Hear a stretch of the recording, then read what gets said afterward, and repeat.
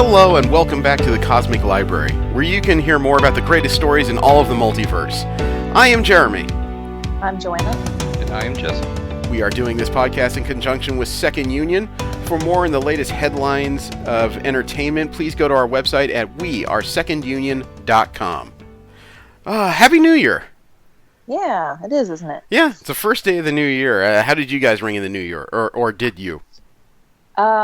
Confetti cannons and pajama parties. Is it hard to shoot down helicopters with confetti cannons? Yes. But apparently the canister is metal, so once it's out of ammo, you can actually chuck the cannon at somebody. Wow. Which is now my legacy. Don't have any ammo, just throw the whole cannon. Okay, that's one way to deliver confetti. I guess technically that's economical. Here, have all of it. Ugh. Yeah, I stuffed it back in the canister and just threw it. Jesse, how about you? I spent New Year's sawing logs. I'm trying to figure out how figuratively to take that sentence. I'm thinking he was sleeping. Yeah. Okay. Yeah. I don't know. You know, there's all kinds of strange workout fads lately. So who knows? Maybe there's a new gym where you're just standing there sawing logs with like a 1910s handsaw. You're It's a assuming I lumberjack follow gym? social media and other things like that. Popular stuff. You're assuming that that's a real thing. I just made that up. No, I went out for the first time in like 8 years for New Year's Eve. I got invited out with some people to go to Bar Wrestling. It is a company that often holds their wrestling shows. They're an independent fed in Southern California. They often go to different bars to hold shows. In this case, they were in an American Legion post that had a bar. So, you know, everybody inside was well-greased being New Year's Eve and everything. Mm-hmm. And I will admit, I saw a lot of interesting action. You know, I saw a lot of really good independent wrestlers like Chris Bay and Joey Ryan and Heather Monroe.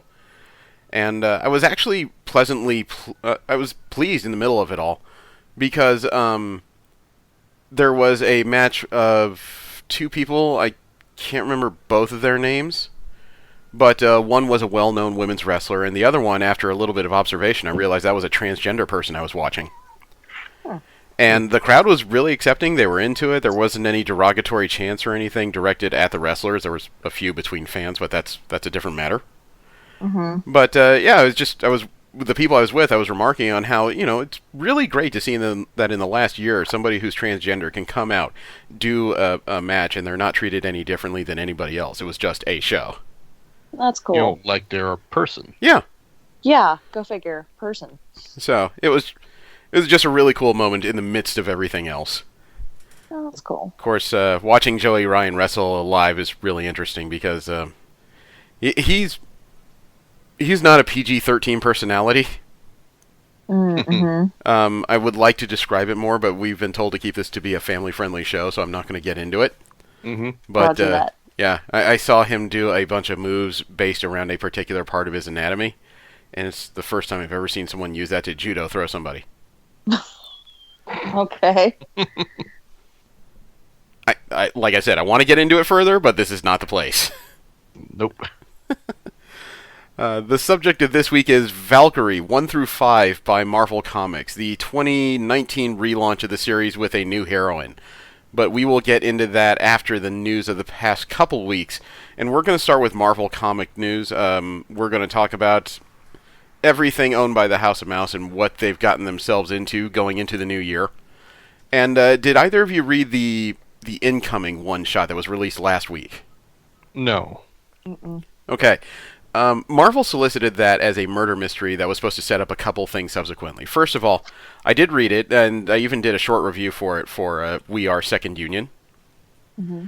And I will say that I was kind of surprised that even though the murder mystery didn't feel that important, this 80 pages plus one-shot actually did a really good snapshot of the entirety of the Marvel Universe. You got to know where most of the major players are hanging their hats nowadays and what they're up to. Nice. So I felt really well informed by the end. But at the end, it did set up a rather problematic thing. It appears that the Empyre event we were discussing last week, Yeah. it's leading to a new Kree-Skrull war. Okay. except the Skrulls at this point appear to be led by Hulkling. Really? Yeah, the former Young Avenger and Avenger. He appears to have taken up his birthright and is now leading them to the Earth system. For conquest or an outpost? Therein is the question, because in his proclamation he said he was leading them towards the final war, as he put it. Oh boy. Yeah, and obviously there's several questions involved there, like the final war with whom? What is the great enemy, and is Earth the battleground, or is it just happening in the solar system? Either way that shakes out, it's going to involve probably a large segment of the Marvel Universe. Just a question of how. And I don't have a good answer for that. I mean, there's been a few one-shots that have been teased in conjunction with Empyre that have to do with recalling several old stories in Marvel, including the original Kree-Skrull War. And apparently the one-shot even involves characters from the recent Meet the Skrulls miniseries. If you haven't heard of that, that's a lot like Marvel's version of The Americans. It's about a family of Skrulls living in deep cover trying to do missions to help their people. And while that sounds kind of typical and a little bit quiet, I gotta say after reading it, it was really emotional and super interesting, I think. About how kids who have been raised to be spies all their lives and how they kind of react when their parents either get overbearing or may not be paying entirely enough attention to them. Or what you get out of it changes depending on how you read it, would be the right way to put it. Sounds cool. I think so. Have either of you read the original Kree-Skrull War? No. Okay, I say that as honest curiosity. I have not either. That was deep in an era of Avengers that I was not interested in as a child. That was back during a period where I found the Avengers to be a little bit... Headstrong's not the right word. They just weren't, they weren't what I would call just... They were flag wavers. They were just kind of that ultimate patriotic kind of iconography that Marvel put out back in the day. And, Teddy's not leading the Skrulls, I'm sorry. Hulkling is leading the combined armies of the Kree and the Skrull. Oh. So he's leading them both to the Sol system. Interesting. So this, is super dangerous. Further on in Marvel comic news, the Snapshots one-shots we talked about, they are supposed to be revisiting the storytelling style of the Marvels miniseries.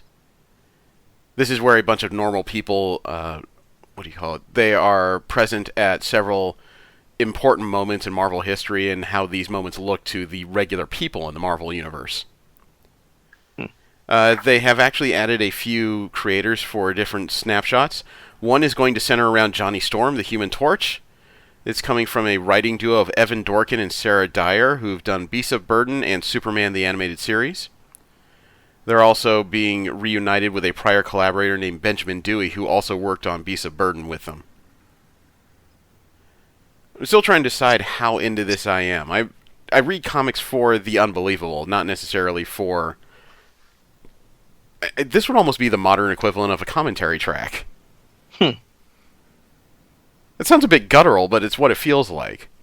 I like commentary tracks. Well, you may be interested in this. I mean, the Fantastic Four Marvel Snapshot one-shot is scheduled to go on sale in March of 2020. I believe most of the snapshots will be on sale in March. If you recall, the prior one we were reading about was one of the earliest, or a snapshot based on one of the early appearances of the Submariner. That always feels like a character that has so much power and possibility, but it always feels like he ends up in the short shrift on a lot of writing. I'm kind of surprised somebody hasn't tried to propose the Submariner for like for a live action project. Ooh. It seems like a guy ripe for it. Which was some of the things that have been on lately. Yeah. Yeah. There is a character though that's getting back into their superheroic costume for 2020, and that is Pepper Potts. Oh, Rescue's back. Yep, she's getting back into the rescue armor, and this one looks closer to the recent MCU debut from Avengers Endgame. Okay, blue. cool. Instead of white and red, this one is blue and gray. I like that color scheme better. It definitely lets her stand out better. Well, Mhm. she is getting back in costume, but she is not necessarily getting her own series. She's getting a 2-part miniseries called 2020 Rescue. It's scheduled to go on sale, I believe, in March of 2020. It's being written by Dana Schwartz and illustrated by Jason Burrows. The solicit reads, quote, Pepper Potts moved on from Tony Stark. She's getting her life together, finding her place in the world. Unfortunately, that's exactly when Tony Stark decides it's time for a full-tilt, full-blown meltdown. And if Pepper can't suit up and save the day, Tony is toast, unquote. I wonder if they're using that word ironically or alluding to something else. You mean toast? Yes. I don't know. Maybe this is when Tony Stark goes from being Iron Man to Powdered Toast Man. What? You've heard of this superhero, I assume. No. I You will are aging yourself, man. I don't What? care. It sounds like a joke. It kind of It is, is. only because Powdered Toast Man debuted in the animated series of Ren and Stimpy on back when Nickelodeon had a very adult, period. Mm-hmm. And it was not meant to be taken seriously at all, but it is a character who derives his powers from powdered toast. Oh, jeez. You should YouTube it. Yeah, I'll leave it to you to look it up. It defies all description. I know of Ren and Stimpy, but I No, I never mean Powdered familiar Toast with Man it. specifically. Okay, well, You know, the phrase he used to use when he was having people fly with him was cling tenaciously to my buttocks. That just popped into my head, but that is a phrase he used. Yes. awkward. Yes. It is. Okay. Yeah. I can concur with that. Yeah. It's one of those things where you think about it, it's just like, I wonder if that would work in the Me Too era. But Probably not. I don't think so. I don't think it would have aged properly. Going back to the actual issue here regarding Rescue, please. My question is, with this new version of Rescue, is this more of a general Tony Stark armor type situation, or is this like the original Marvel version of the character where she has no offensive capabilities?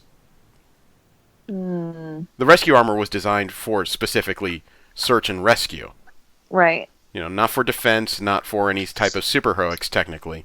It was just designed to help keep people safe, and I don't know what Rescue's current, or what her upcoming motivations are.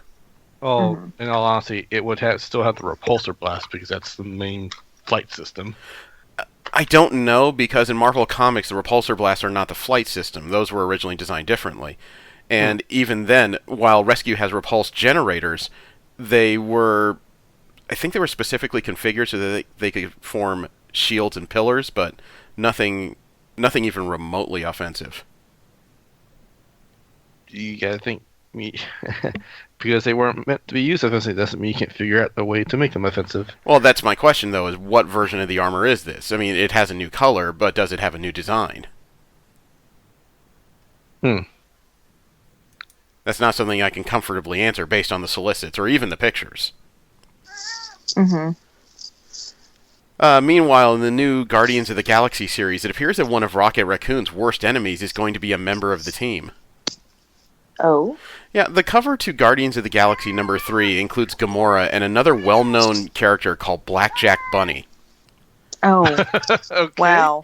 Look, when Rocket Raccoon was first created, he wasn't created to be a cybernetic raccoon. He was created to be from this place called Half-World, which was a rather literal name for a world that had a bunch of miniaturized anthropomorphic animals on it. Yeah. And his girlfriend was a sea otter. yeah.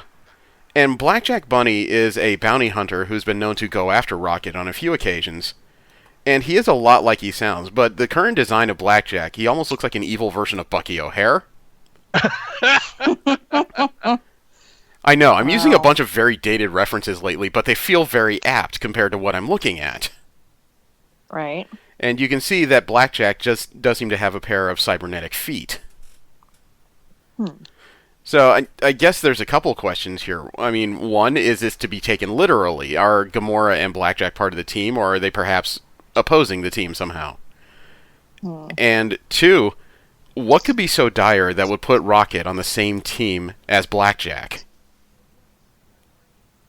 I'd be curious enough to read that. I am curious. And not to mention, there's a few images in the background of Guardians I recognize, and one I definitely do not. I can see behind Gamora at the top panel, that's Moondragon. The middle panel is Groot, who now speaks more colloquial languages rather than just I am Groot all the time. Then you have the current version of Drax the Destroyer. Underneath that, I'm not sure who that is, but if I had to take a guess, last I checked, the Guardians are going to be running into the new version of the Greek gods. Oh. Hercules? I don't know if he's part of this, though. I know Or that Adonis? Well, there was a design for the spacefaring version of Hercules, but I don't see that here. I think this may be another Greek god who's been reborn. I just don't know which one. I think Adonis or Apollo. I couldn't say. I do know that in the first couple issues, they will be running face first into the new version of Zeus. Zeus. Well, if that's Zeus, then. Oh, no, Zeus is a redhead. Oh, okay. Big red beard. Like I said, that was like taking shots at what little I know about Greek mythology, and those are the only two that come up. I guess the question I have is, if they are going to run into the new version of the Greek pantheon, will they cross paths with Hercules at some point? Ever since we read his series, that feels like a character who's been massively misunderused. Yeah. Misunderused. Man, I think I just made up a word there. Misused. Patent it. Yeah, misused and underused. His most recent version was strangely well thought out. It was. I'm kind of sorry it got canceled. Yeah, so was I. Also, when it comes to Marvel comic news, you know that Star Wars is handled through Marvel lately, since they're both Disney subsidiaries. And one of the Marvel comics tying into the recent Rise of Skywalker film explains the phrase Ren. You know, like the last part of Kylo Ren's name. Kylo Ren, the Knights of Ren. Yeah, in Star Wars, The Rise of Kylo Ren, there was an explanation of that phrase that had to do with a group of characters that ran into, I believe it was the Knights of Ren in an old Jedi temple. It begins with a character that, a while ago, was a heavily scarred up person wearing a faceless mask. And when he was encountered on a snowy planet, he introduced himself as Ren, but he also said that was not his name. According to the way he was speaking, a Ren doesn't stop to worry about what it's burning or the right of wrong of it, or the goals it might achieve. The Ren just is. It lives and consumes and doesn't apologize. It is nature and nothing else. I believe in that principle on a deep level. In fact, I've dedicated my life to it. So, were the Knights of Ren around before Kylo Ren? I thought Kylo Ren, hand-groomed the Knights of Ren. I They never go into it in any movies, so I don't know. I believe he helped groom them. I'm not sure he's the one that formed them. He may have renamed them. However, CBR, when they saw that article, because the character was gesticulating at the time and he was holding a lightsaber in his hand, for some reason the writer of an article on there, let me see who this is, Hannah Collins, said that to her, Ren meant lightsaber. Like he was talking all this time directly about the lightsaber in his hand. Because when he first said that, he said, "You don't follow me, friend, you follow this," and held up lightsaber, the Ren. I think she was taking that way too literally, because it sounds like the Ren sounds like a philosophy, like or the way. Yeah, it sounds like the opposite of Bushido. It's a code not about creating order and a system of swordsmanship. It's just this kind of wild thing that consumes. Does explain a lot about Kylo, though. A bit, yeah, it does. I mean, if the Ren is like anti-Bushido and it's all about just not creating anything but consuming darkness and just kind of running wild on things, it does explain a little bit about how he earned that name. It's kind of nice to have an explanation as to all that, because the names of Sith Lords tend to be very personal. Even though they are words that are kind of like appropriated versions of English vocabulary. Well, I mean, when you get to Darth Maul and Darth Sidious, you look at that and just go, wow, you really just were a few letters away from colloquial English. Yeah. Vader is probably the most unusual name among them all, and I keep thinking I'm missing the pun on that one. Well, it's Dutch for father. Ah. Or okay. no, I'm sorry, Finnish. Finnish for father. Okay. Yeah. So it was Which hidden in plain sight. He became Darth of. Vader before he knew he was a father, which is kind of weird to me, but... I don't know. I always thought that Darth Vader fulfilled the role that a lot of people give to Luke Skywalker. People kept saying Skywalker is supposed to be the one that balances the Force. And when I watch the prequels and watch Anakin Skywalker transform, we started out with a whole bunch of Jedi and very few Sith, and by the end there was very few of either one. I'm like, well, that feels pretty balanced. That was balanced, Mm-hmm. It seems like he fulfilled the role he was destined for. Yeah, he did it, just not in a way you like. Equality has its pros and cons. Yeah. I want to move on a little bit further in Marvel comic news, because there was a recent comic that revealed who the richest character in the Marvel Universe is. And who would that be? Well, who do you think it is? Tony Stark? Not Tony Stark. Not even close. No. No, T'Challa's got way more money than he does. Oh, well. Probably true since guess. T'Challa is a king, but believe it or not, it's not T'Challa either. I didn't think it was him either. Yeah. Dr. Von Doom? Also a good guess, but given what he's going through recently and he's a deposed dictator, not likely.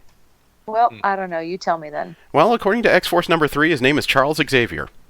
Oh, okay. That Really? would be my third guess. You know what? With the whole Dawn of X thing, yeah, I could imagine he would be the richest person on the planet. Well, it actually gets kind of deeper than you think, because in X-Force number 3, we found out several things going on. I mean, obviously, now Charles Xavier is the head of an island nation, which kind of changes your possibilities of GDP. Then you add into it the multitude of Krakoan drugs that they're supplying both legally and illegally to different countries. That is a form of income, obviously. Right. And when Pharmaceuticals, always a good lucrative thing. Right. Plus, you're having both Emma Frost and Sebastian Shaw run these trades, and both of those people know business better than most. Yep. Okay, now add into that before Krakoa announced itself, it also had several institutions set up.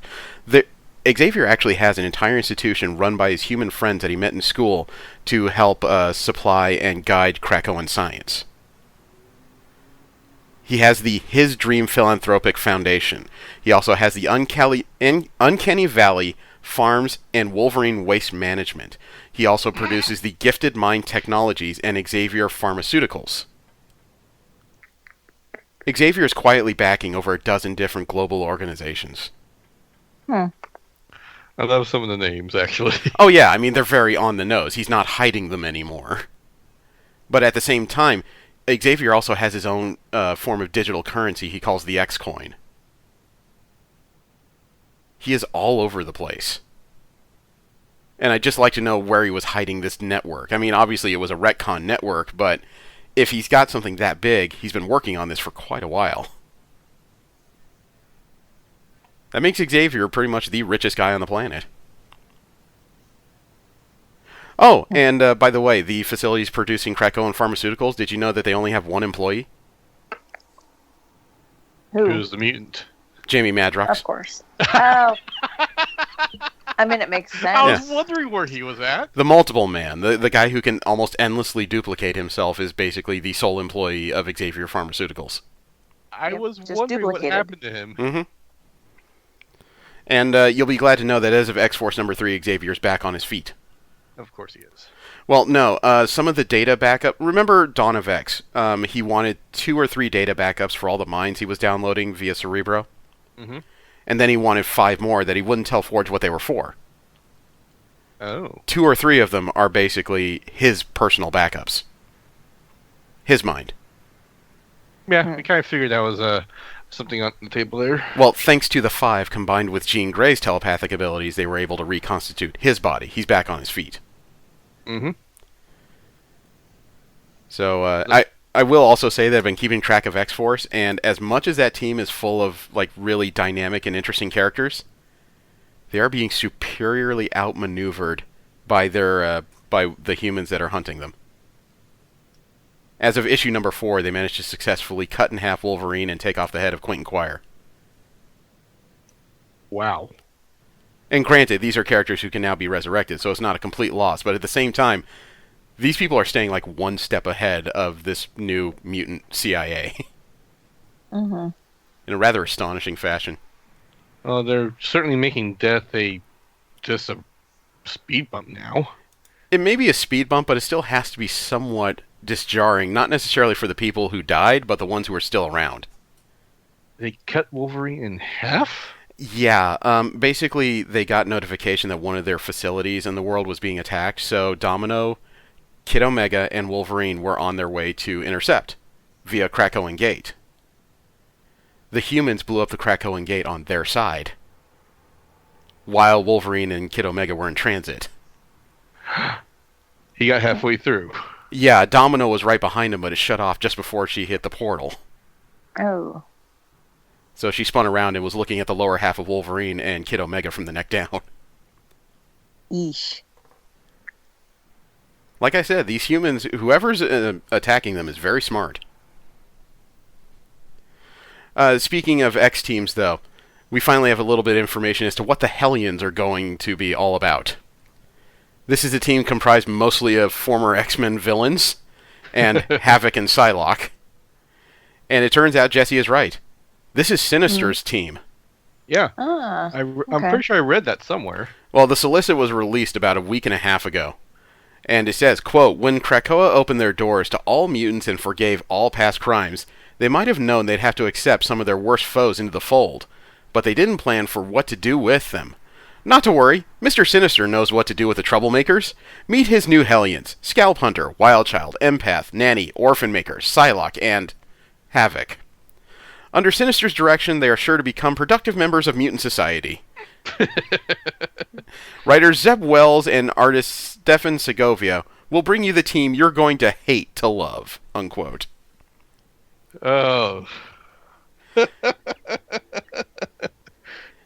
Yeah, I still don't. That still doesn't tell you entirely what their mission statement is, other than Sinister's taking a few potentially bored and idle mutants and is going to do something with them.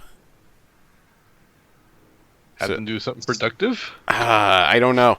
Do you know what Sinister's version of productive is? Enlighten me. Okay, so, again, Incoming is a really good snapshot as to most of the Marvel Universe. When it came to dealing with the X-Men, the entire thing had to do with Mr. Sinister, because he was watching a news report by a senator talking about how young heroes are jumping into the fray without, knowing what they're doing and being a danger themselves and blah, blah, blah. Oh. And he's basically sensing you're afraid of them, therefore you're going to rail against them. It's a very human trait, And he says it in his very sinister way, which sounds poetic and condescending and all that. But he also started to complain that he went through all the trouble of getting the X-Men free cable, and there's nothing interesting to watch. Which is just an odd statement. And in the very next panel, they showed how Sinister got free cable for all of Krakoa. Would you like to know how? Sure. Do you know the name Mojo? Oh, really? Yeah.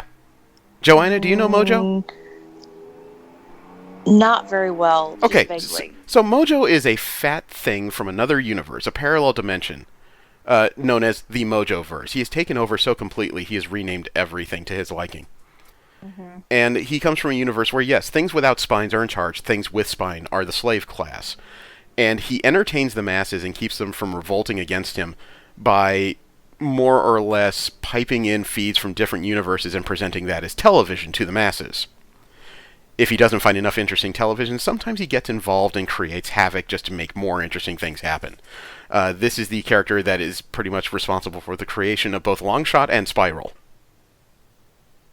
Yeah, Mojo tends to make a lot of death matches a la, like, Smash TV, if you're old enough to remember that game. Or Contra.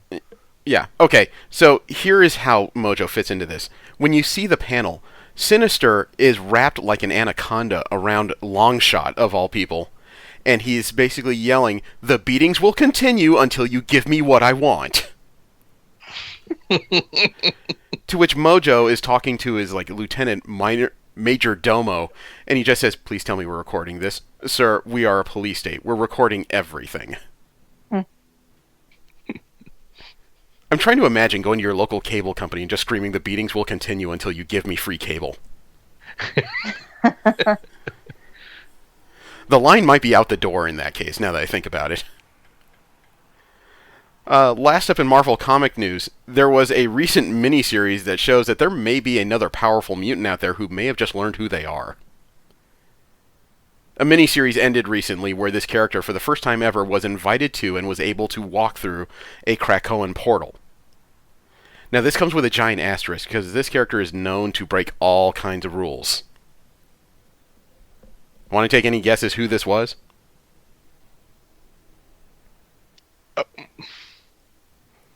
Gwenpool? Yes. No. Yes. Really? Really? Yeah, at the end of her miniseries, Gwenpool Strikes Back, a Krakoan gate opened before her. So, there was even a Dawn of X style info page after this portal opened that included several markers that said Gwendolyn Poole, aka Gwenpool, comics fan from the same Earth as you chose to live in, Earth 616 forever. Cheerful, sweet, goofy, and earnest when not burdened by the existential exhaustion of being a real person in a comic book world. Friends with Cecil, Batroc, the Terrible Eye, Jeff the Land Shark, Deadpool, Squirrel Girl, and Quentin Quire. Enemies? Depends on the comic book. Crushes? Depends on the comic book. Also, redacted, and sometimes Quentin Quire. Family, 2 parents left behind in the real world and a brother named Teddy whom we never quite resolve things with, I'm realizing. I may or may not have a new mutant ability. That's not my job to figure out. It's yours now. Have fun. P.S. You can't control me and I will never die. Okay, I'm starting to realize who wrote this. This was written by Leo Williams. The podcast you're listening to is part of the Second Union Podcast Network. You can listen, like, and subscribe to all our podcasts by heading over to wearesecondunion.com. Thank you for listening. So, I mean, like I said, this comes with an asterisk because this is a character known for breaking all the rules of comic books because she is aware she's a real person in a comic book world. Mm-hmm. So I leave it to you. Do you think that she is now the newest version of herself? Is she a mutant now? I'm tempted. There's not a right answer. I'm tempted to say this is a head fake. Because that sounds like a very Gwenpool thing. She's been all kinds of different things depending on who's writing it in what series. Right, it always changes. Yeah, I mean, we just read that volume of West Coast Avengers where she was just a gun bunny. She didn't have any special powers all of a sudden. Mm-hmm. So I'm really unsure how to take this. Her being a mutant, it would almost figure it might explain why her powers are a little inconsistent because she's young and still growing. But at the same time, it just feels a little bit like a cop-out. It is. Mm-hmm. But I think it fits, strangely. If her mutant powers was espressos, I would totally be behind this for no real discernible reason. It would explain a little bit about her, but I don't know. Miss Marvel in the issue proposed a potential scenario that Gwendolyn Poole made up the whole idea about being from another universe to cover up a childhood trauma, and her powers recently manifested because of adolescence, so she may be a mutant. Huh. That's an interesting thought in retcon. God, I wonder. Yeah. I wonder if that means if she gets her hands on Krakoan drugs, she might actually remember where she came from. Ooh. All kinds of questions all of a sudden, isn't there? For some reason, I'm just going to mark that TBD. Yeah. All right, next up we have DC Comic News. This is where we talk about the other major company in comics and what characters and storylines they have coming up now and in the near future. We have officially reached a new era in 2020. Doomsday Clock has finally ended. Mm-hmm. Issue 12... How long did that take? About 2.5 years, was it? Wow. Seems like longer for some reason. I know. It does seem like Doomsday Clock has been the perennial event in DC. Mm-hmm. I may be wrong on that. Maybe it was just 1.5 years. I'm not sure it's as delayed as I think it was. But it still just feels like it's gone way too long, in my opinion. But it has finally ended. And in my opinion, it answers none of the original questions that were brought up in the premise of the series. And I know you're asking why. Well, it's been so long. What were those questions? Okay, Jesse. Right. When this was originally solicited, it was supposed to be a battle between two of comics' most powerful characters ever. Superman and Dr. Manhattan from the Watchmen universe. Mm-hmm.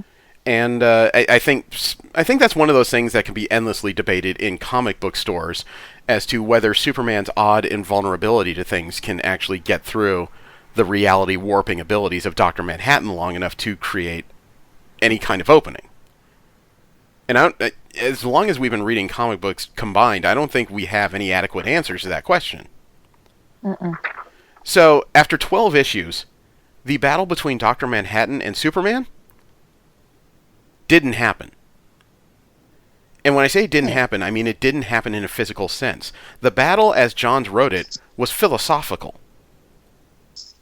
Can the hope that Superman represents cut through the cynicism that Dr. Manhattan lives with? That is the crux of their struggle. That's actually an interesting idea. It's an interesting idea, but considering how this was solicited, I found the whole answer disappointing. I can see that. Because if you're going to build this as a battle between two such powerful characters, I want to see the battle. You know, if you're going to tell me it's a philosophical battle, fine. Set that up at least by the halfway point so that I know not to get my hopes up to see this titanic, Donnybrook between these characters. Because that just plain never happened. Superman's hope did get through to Dr. Manhattan, who restored Alan Scott and the rest of the Justice Society to DC continuity, as well as maybe tweaked continuity a little bit, because there was an image from the era of the Legion of Superheroes in the 32nd century that involved a new character called Soul Taker, who apparently is carrying Katana's blade in the future and is learning how to deal with it. So it creates a potential new legacy in DC Comics. I'm starting to see why John said not to worry about how Doomsday Clock fits in with the rest of DC continuity after all the delays, because I think the proper answer is, other than the restoration of the Justice Society, you really don't need to worry about it at all, unfortunately. If everything that happened in the book has been undone by Dr. Manhattan and his new version of Hope, I mean, does it really matter? Yeah. However, it's just... I don't know. It's... What's the right way to put it? When this was solicited way back when, even though I'm not a DC reader, I had something grandiose in mind. I was expecting Avengers Infinity War, and somehow I got Batman vs. Superman. Ouch. That's how I feel. I feel very much let down by all this.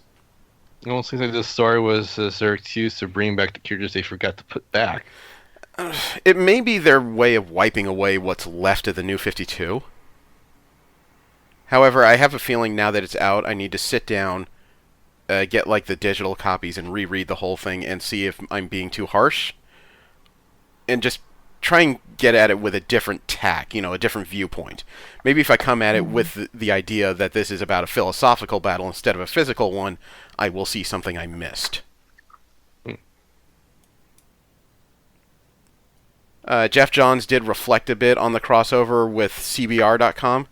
They basically talked about how Batman is taken down in Gotham and the Superman theory put the world on edge in Doomsday Clock, and how the world seemed to parallel a lot of what's going on in current politics and global relations. And Johns responded with, quote, "It's kind of the DC Universe equivalent of spiraling down, and if you revisit the first bunch of issues, Superman's standing, reputation, and place in the world is, at first, immune to all of this. There's unrest around everyone else. Even with the Superman theory itself, Superman is kind of immune to it. And it's not until he's actively voicing his own opinion and concerns that he's attacked by the world, by the government and the media and everything else. He suddenly becomes a target by opening his mouth, and he says a very simple thing. The unrest is there to slowly develop, and then ultimately Superman himself is in the crosshairs of it." Unquote. Again, I get the theory behind it. It just, like I said, I need to reread it. I don't want this to be another Dark Knight's Metal where it's heralded as this world-changing event, and all it does is just kind of shift a few things around. Geoff Johns has said, though, that now that the JSA has been reintroduced, he would like to take another crack at a Justice Society of America comic book. Sure, go for it. He's done it before. He told CBR in the same interview, quote, "I've always had a passion and a respect and admiration and love for the Justice Society of America. I love the legacy that they leave. I love the history, and when I worked on the book with so many wonderful artists, I always loved to see the impact they had from the very beginning of the DC Universe to the present. They embodied that evolution to me, that growth, and it was very rooted in the history of the DC Universe, which I love. They're characters that I absolutely love to work with. I'd love to write a new Justice Society book. If I could write those characters again, those characters I could write forever." Unquote. How aware are you of the Justice Society characters in Pantheon? And there's a Green Lantern type character. I forget the actual name. That was Jay Garrick. I think Red Tornado was among that group too. I think on and off. Yeah. Or There are some other characters, like there's a couple of Magic characters, including Dr. Fate. I think Zatanna, the father, not the. you mean Zatara? Zatara, yeah, that we got it. Well, the most colloquially, the most pop friendly, the most well-known characters generally are the Silver Age Flash and Green Lanterns. Mm-hmm. Dr. Midnight, Mr. Terrific, I believe, came from this team. Wildcat is a well-known name. Hawkman. Dr. Fate, as you mentioned. Hourman is generally one I know pretty well. And the original Starman and eventually Stargirl on Stripes came from this series as well. Oh, okay. Yeah. Huh. I was trying to figure it out because if these characters have been reintroduced to DC and their history matters again, which puts the DC Universe back on, air quotes, track, if you're going to write a series, it almost seems like it needs to be a series that exists in two different times at once, because you have to establish not just what the team is doing currently, but how their history affects what comes in next. Mm-hmm. And I don't even know the right way to put it, because we saw a volume of Wonder Woman where every other issue was a flashback, and it was not jarring, but I mean, you really picked which ones were your favorites and which ones weren't.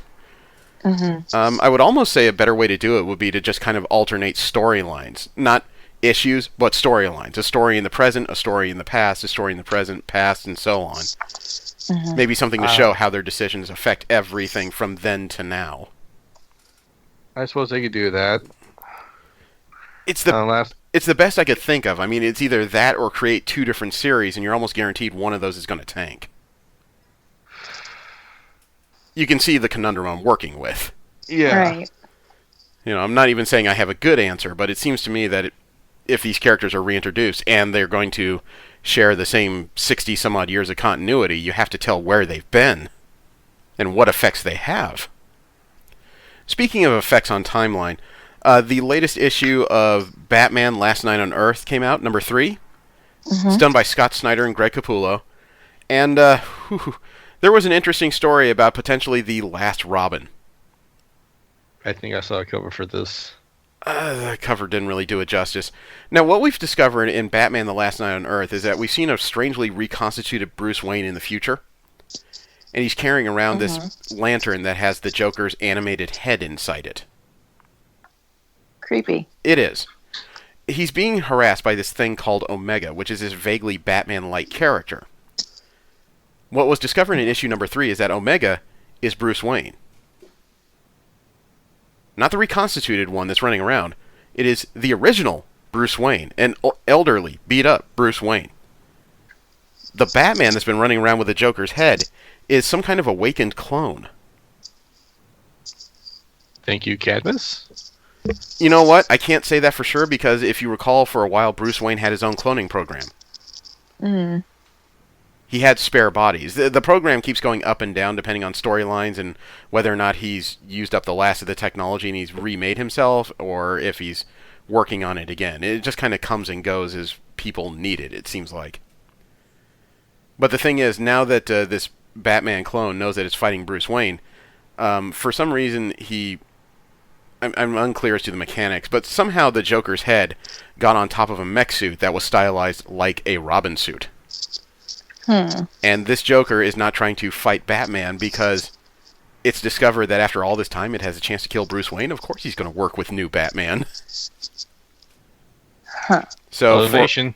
for right now, the Joker is the last Robin. Weird. Very bizarre. Even calling himself Robin for the purposes of the storyline. I'm trying to figure out if that is comedic irony or just kind of sick. Whatever works for Joker. Mm-hmm. A little bit of column A, a little bit of column B. You know, speaking of which, because of the holidays and all the sales running around, I got myself I've had Batman Arkham Knight digitally for, pretty much not long after it came out until now. Mm-hmm. And because it was on sale at GameStop in my area that's closing, it's like I picked up a disc for $13. So I finally have the actual game. Nice. And I put it in my system just to make sure it worked, but for some reason I'm already like 58% through the story after 3 days. I think I think I need to see somebody. Oh, you and Steve have the same problem. At least I know it. Well, he knows it too. He just has no way to turn it off. Oh, I turned it off. I was out at a wrestling show until 2 in the morning. I had other things to do. Well, at least you haven't been playing Witcher 3 for 2 weeks. No. Not me. I I know. actually canceled my Netflix ahead of that series coming out, so I still have not seen it. It's good, but it made my husband want to then go back and play the games Oh. for 2 weeks. Oh. Mm-hmm. I could ask a whole bunch of questions, but again, family-friendly show. Last up in the DC comic news, we're going to talk a little bit about Tom King's final issue of Batman, number 85. He was still doing it with Mikkel Janin, and what happened within the issue, I don't really want to talk about as much as the epilogue, because as you can imagine, Batman has prevailed over Bane and his dimensionally displaced father from the Flashpoint universe. Batman has proclaimed himself, or Bruce Wayne has proclaimed himself the Batman, and able to hold a relationship while being Batman, unlike what his father thinks he could do. It was also well established that yes, Alfred is dead, and Selina Kyle is going to stay with Bruce Wayne. And the way they kind of figure it between the two of them is that they've broken enough rules over their time and relationship together that they don't need to be married to be bonded. So the two of them are together. They are an item. They are a marriage without ceremony, more or less. Okay? Interesting. Okay. The part where it changes, though, is in the epilogue, because during part of it, 2 guys wearing clown masks are assembling these bizarre bombs filled with razor wire stuffed in teddy bears. And the 2 of them are talking about how Clark Kent recently came out and told everybody he's Superman. Well, one of the guys assembling these bombs starts talking to the guy behind him, mentioning that he knows who Batman is, so why don't they just start using that against them? They should be able to finish the Batman with that much information. And when it's 2 guys with clown masks assembling razor wire bombs, you know who's behind them. And so the Joker didn't take very kindly to being told his own business and started to slam this guy's head into the razor wire bomb he was assembling over and over and over. But towards the end, the Joker realized, you know what, that might be the ultimate joke. Taking the knowledge he already knows about Batman's identity and finally using it. And it looks like he's ready to go forward with that. That's a fascinating story. Yep. It is, but isn't. And I say that only because the Joker used that knowledge in the New 52 version of things when he was missing his face, if you recall. I don't recall that version. That was a version of Joker with like slick back hair. He's wearing a black tuxedo instead of a purple one. He actually captured the entirety of Batman's family in a Batcave, tied them up, put them around a dinner table together. Yeah.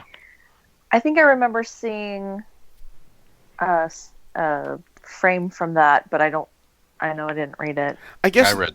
I read parts of it. I've always been moderately interested in types of stories where Bruce Wayne is compromised, and he's heavily compromised by the Joker all this point. I guess maybe the different story would be if the Joker's not using this knowledge on a personal basis, but if he's ready to use it in a very public way. That's what I was thinking, actually. So that would be a very big changer in Bruce Wayne's life, especially now that he has somebody that cares for him staying with him. Yeah, it's like... And Alfred's gone. Yeah, I just can imagine Joker's just like this, like, find some way to expound that information with proof and just let the dogs come out. I suppose. I mean, that's the type of thing, though, that now that King is off the series, I imagine it's not going to be DC's first priority. They're going to let that one percolate and make everyone wonder when the Joker will make such a move. Yeah, you get that time to brew. That feels like a summer story. That doesn't feel like something you do in the winter when things are kind of lulled. And plus, knowing the Joker's psychology and DC's version of him, I imagine they'll let things. Knowing how DC handles this version of the Joker, they will probably let his life, or they'll let the Batman's life settle a bit before they turn it upside down again. They need to establish a new status quo, especially with Alfred, again, out of the picture. Yeah, that could take one or two arcs. Yeah. Well, last up we have our general comic and convention news. We're going to talk about comic books that are not Marvel or DC related, as well as conventions happening all around the world. And I got a couple bits of convention information about WonderCon and TFCon in Orlando. I know, not exactly what you expected, but there it is. The third wave of special guests has been announced for WonderCon, happening this April 10th through 12th, which is Easter weekend at the Anaheim Convention Center. And they've added writer of Avengers, Conan the Barbarian, and Southern Bastards, Jason Aaron. The author of the Legends of Olympus book series and the Legends of Orkney series, Elaine Adams. A Golden Age artist from Captain America and the Human Torch, the original Jim Hammond version, Alan Bellman will be there. Wow. The artist from the Legend of Korra Turf Wars trilogy, Irene Coe. The artist of Civil War and Wolverine Old Man Logan, Steve McNiven, will be there. And the writer and artist on the Magic Fish, he's simply known as Trungles. These, unlike San Diego Comic-Con, these guests don't appear to be getting individual panels throughout the weekend. However, they are featured guests through this period. I gotta admit, though, Steve McNiven is not like my favorite version of comic book art, but if I could get some of his work on the Jam piece I've been working on, I would be thrilled. I mean, Old Man Logan is a very interesting series that took on a life of its own. But, Steve McNiven's art combined with the writing on Civil War kind of made that whole miniseries transcend what was going on in comic books at that point. That's one of those miniseries that is a definitive marker and turning point on Marvel Comics. And Jesse will find this interesting, however, he can't make it to TFCon in Orlando. That's going on March 20th to 22nd at the, I believe it's the Hilton at the gates to Universal Studios. Oh no, it's the Doubletree by Hilton at the Universal Orlando entrance. They've already announced that Greg Berger, the original voice of Grimlock, Skyfire, Long Haul, and Outback will be there. And Marvel Comics artist Jose Delbo, who worked on the original Marvel run of Transformers comics, and IDW artist Jack Lawrence, who worked on the Lost Light series, right? Yeah. In addition to all of that, this past week, they announced that Victor Caroli is a guest of honor. Don't know that name? No, not familiar. Not entirely surprised because guest or voice artists have never been your thing. The thing is, though, Victor Caroli never voiced a character on Transformers, as far as I know. Victor Caroli was the narrator of the original animated series. Really? Yeah, that very creepy, deep voice at the beginning, or laying out like exposition.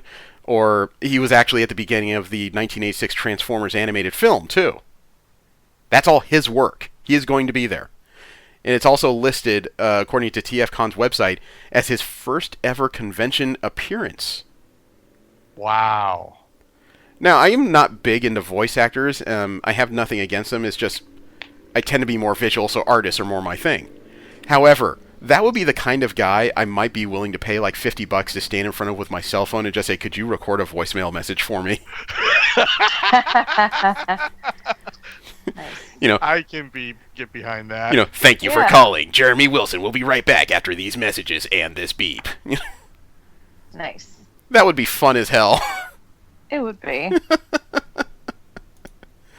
I have too much time on my hands, obviously. Speaking of a guy who doesn't have a whole lot of time on his hands, is Jonathan Hickman. He is the man who wrote the House of X and Dawn of X House of X and Powers of 10 miniseries, the combined Dawn of X that has transformed the X-Men standing in all of Marvel. And while he is still overseeing the regular X-Men series, and he is like the guru overseeing the entirety of the X-Men line at this point, he still has time to put together a new creator-owned series over at Image that's launching in March of 2020. The new series is called Decorum, launching on March 11th of 2020. The series is following, as Hickman describes it, a well-mannered assassin. I'm trying to figure out what exactly that means. He's working with artist Mike Huddleston, who previously worked on the series Middle West. And according to Hickman in a press release, he said, quote, "We've quietly been working on this book for over a year, and I'm having the time of my life. Mike is one of those ridiculously talented artists who is both technically proficient and insanely stylistic. Everyone is going to love what he's done here," unquote. On top of the Dawn of X books and the X-Men series and Decorum, Hickman has also been working on East of West, the Manhattan Projects, and the Nightly News. Well-Mannered Assassin. I'm trying to picture all this in my head. Because this is a sci-fi series. This is not a standard Earthen tale. It appears to be a spacefaring series. I admit to more than mild curiosity on this. I'm very into new stuff lately, and I don't have a good explanation on that. My midlife crisis is bizarre. We've heard of unlikely character crossovers before. You know, Batman and the Teenage Mutant Ninja Turtles springs to mind. Transformers and Star Trek also springs to mind. I've never seen a transforming Enterprise before, but there it is. It was called Tiberius Maximus. Of course it was. Yeah. Mm-hmm. However, another new unlikely crossover is coming directly from IDW Comics. For these licenses, I would think they'd have to... they had to team up with Dark Horse to make this work. Are you ready for a miniseries of Transformers and the Terminator? Really? Yeah, it's being written by David Marriott with John Barber and Tom Ways. It's also being illustrated by Alex Milne. It's scheduled to come out in March of 2020. Yeah, I think I've heard about this. I was just like, I'm curious how this will play out. Well, it's going to be... where? I don't know. It's going to be a 4-issue monthly limited series. 3 creators who have been working on Transformers comics in the past are the writers. Tom Waltz is the writer from Teenage Mutant Ninja Turtles. And according to IDW, the comic is going to, quote, "revisit the concepts of alien invasion and time-traveling resistance fighters, but twist them in unexpected ways," unquote. And according to the way they've laid it out, the Skynet Terminators are going to go head-to-head with the robots in disguise from Cybertron. Well, if you want a covert robot assassins, Transformers can pull it off. Maybe, but the way IDW is describing it is that the two are going to fight. And I don't know if that means maybe Decepticons have appropriated Skynet technology. Or Skynet appropriate Cybertronian tech. I would find that Skynet hard to... was always alien. Yeah, I would find it hard to believe Skynet could override such forceful personalities in, like, Decepticons. Mm-hmm. That would almost seem like ready-made for Soundwave or Shockwave to just completely jack up the system. Yeah. True. Wouldn't that be hilarious if that's how they got in? Soundwave just kind of plugged a cassette tape into it and it started growling at the entire system. But, I'm pretty sure the Autobots are going to fight this thing, and it would make a ready-made army for Decepticons to work with. As well as something small enough, it could be annoying. That'd be the equivalent of them being attacked by... not as tough as Cybertronian, but multiple units that are very small in comparison. Something that'd be hard to shoot. You know what I mean? You'd almost have to go at it melee to attack it properly. I'm just thinking ahead. I'm interested to flip through it just to see how this whole thing starts. I want to see if the story is coherent. I don't want it to be as something silly as, hey, a truck just landed in the middle of this future dystopia. What do we do with it? Actually, speaking of future dystopias, I've read that Titan Comics has announced a new ongoing series based on the Guerrilla Games property Horizon Zero Dawn. Oh. They're producing a new comic book. It's being written by Ann Toole, Toole. It doesn't say who the artist is, but the whole thing is going to be kicked off on Free Comic Book Day. They're releasing a special Free Comic Book Day issue to start the series. Free Comic Book Day is scheduled to happen at local comic book shops all over America on May 2nd, 2020. I don't know. I don't have a problem with the concept of a comic book. However, I'm just used to the rolling visuals of the game. The visuals on that were unusually lush and deep and reflective, and I just kind of got sucked into the whole... I got sucked into the whole story visually. It was fun running around the backgrounds. Either of you play it? I'm seeing Steve play it. Do you guys have a PS4 in the house? I think we No. do. How did he play? Did he borrow it from somebody? Was it? Oh, you know what? No, I don't see Steve play. I was watching a Let's Play Oh, okay. of it. All right. Joanna, if you can pick it up, I fully recommend it. There is Game of the Year versions now that are like $20 retail and are often on sale lately. Word is that it's highly expected that Guerrilla Games is working on a sequel for the next generation of consoles. Hey, I was skeptical. I saw the visuals and thought they were pretty, but when I picked up the game and got past the prologue, it is a really engrossing story. Very layered. Other comic book heroes are getting their own video games in a reverse of the prior story. Valiant Entertainment's biggest heroes have been licensed through a subsidiary, DMG Entertainment. And Dan Mintz, their CEO, has announced a partnership with Blowfish Studios. They're going to bring several of their characters to video games, including Bloodshot and probably Exo Manowar. Oh, Bloodshot, Ninjak, and Exo Manowar. I don't quite know what to say about that, because that's the type of thing where the first game has to be fantastic, otherwise people are too busy to care these days. I think video gaming has kind of fallen to the wayside in favor of, like, mobile gaming. That appears to be where a lot of the casual people have gone. I guess I don't have time for either. I'm trying to make more time lately. I've forgotten the kind of joy video games can bring to me when I'm just bored. Last up in general comic news, Angel number 8 came out. This is the newer version of the Buffyverse. I think Boom Studios is doing it, or is it Dynamite? Dynamite? I think you're right. I think it's Dynamite. Well, this issue of Angel has kind of changed the timeline compared to the TV series quite a bit. Oh, really? Yeah, it was written by Brian Edward Hill. It was also done by Gleb Melkinov and Roman Titov. It's currently on sale. And I say that because they're in the middle of a crossover between the Buffy series and Angel series over the Hellmouth event. Mm-hmm. And it appears that Spike has switched sides way earlier than he did in the TV series. Really? Yeah, he's actually helping... he's been assigned by other people to help deal with the issues of the Hellmouth in a certain region of Los Angeles. And of all people, he's partnered up with a young Charles Gunn. Oh, nice. Yeah, Angel himself is missing in action within the Hellmouth. Spike and Gunn have... they've gone to rescue Fred from the grips of the Wolfram and Hart law firm. Nice. Both of them are working together on the orders of Lilith. Hiss. And while they don't seem to like each other a whole lot, they do seem to have a growing respect for one another. Apparently, Spike is also trying to tease the idea that maybe he can switch sides. I mean, after all, that murdering guy Angel did it so long ago. Right.